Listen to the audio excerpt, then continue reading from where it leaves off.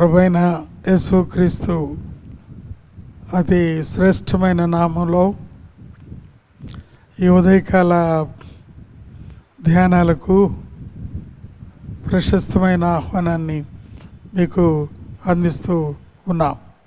ఈ మధ్యకాలంలో ప్రత్యేకంగా పునరుద్ధానము అనే అంశాన్ని మనం పరిశీలిస్తూ ఉన్నాం. ప్రభువైన యేసుక్రీస్తు పునరుద్ధానుడు, అలాగే ప్రభువుని అంగీకరించిన వారు మొదటి పునరుద్ధానంలో వారు లేస్తారు అని.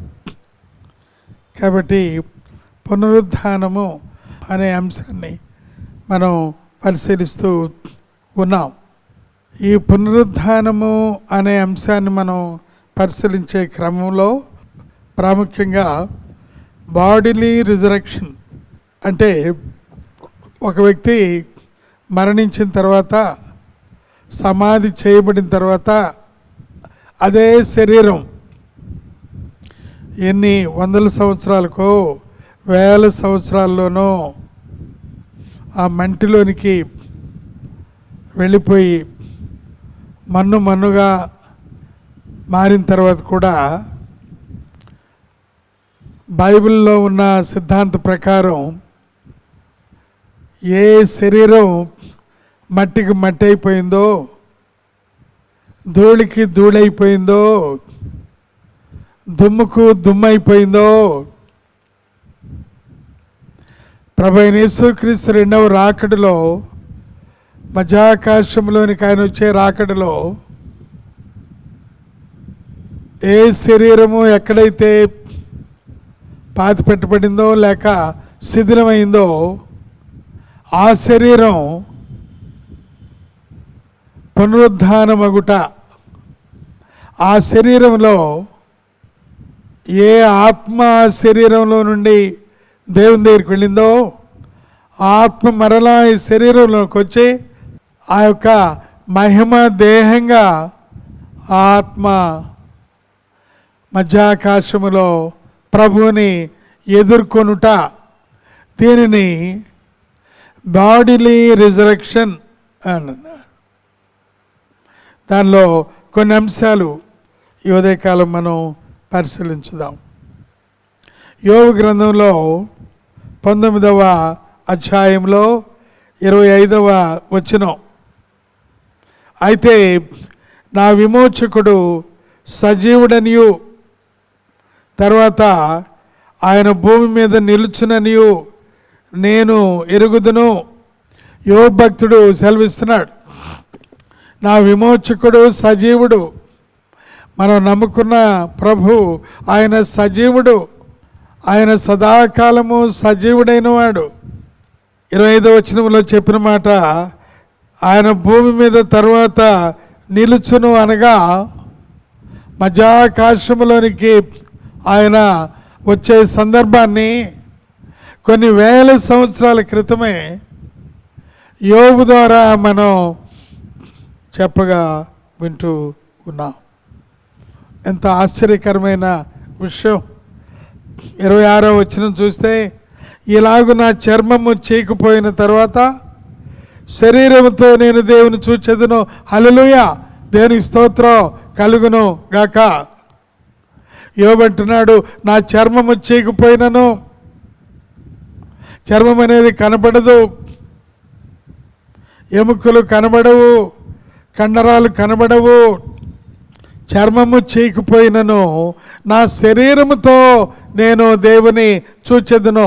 అనగా అర్థం ఏంటంటే, చీకిపోయి మట్టికి మట్టి అయిపోయిన శరీరం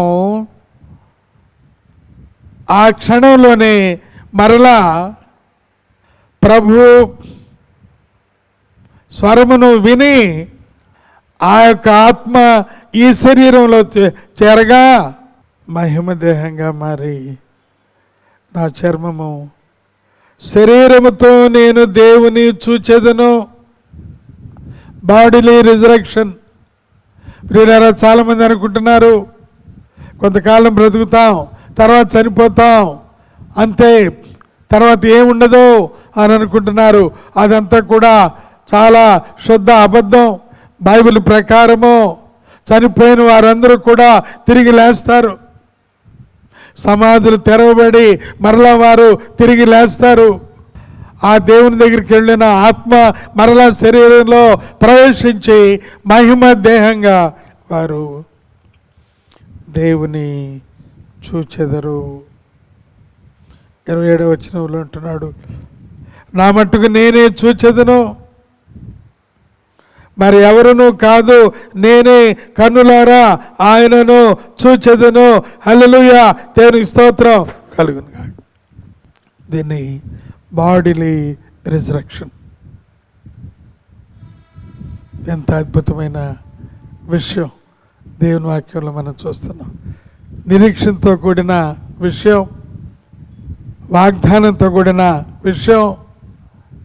ప్రభు అన్నాడు, పునరుద్ధానమును జయమును నేనే అన్నాడు. కనుక ఈ ఉదయకాలం మన ప్రియులు నిద్రించిన వారు తిరిగి లేస్తారు. నేడు రేపు ఆయన రాకుంటే మనం కూడా మధ్యాకాశంలోకి వెళతాం. ఆ ప్రియులందరినీ అక్కడ మనం కలుసుకుంటాం. ఒక బైబిల్ సిద్ధాంతంలోనే బాడీలీ రిజరక్షన్ అనగా ఆత్మ ప్రాణ దేహములు కలిసి అవన్నీ కూడా మహిమ దేహముగా ప్రభుని సంధించే సమయం రాబోతుంది. ఆ గొప్ప కృప ప్రభు మనకిచ్చారు. ఈ గొప్ప ధన్యత కొరకు దేవునికి స్తోత్ర వందనాలు కలుగును గాక. ఆమేన్. పరిశుద్ధుడా, ప్రేమగల మా తండ్రి, నీ వాక్యంలో మీరు మాకు ఇచ్చిన ఈ యొక్క బాడీలీ రిజరక్షన్ అనగా శరీరము మనరా పునరుద్ధానంగా అవుతూ ఉందని ఎంత గొప్ప ఆశ్చర్యం. ఈ గొప్ప కృపను బట్టి నీకే స్తోత్రాలు. ప్రభు అయిన యేసయ్య అతి పరిశుద్ధమైన నామములో అడిగి ఉన్నాం మా తండ్రి. ఆమేన్.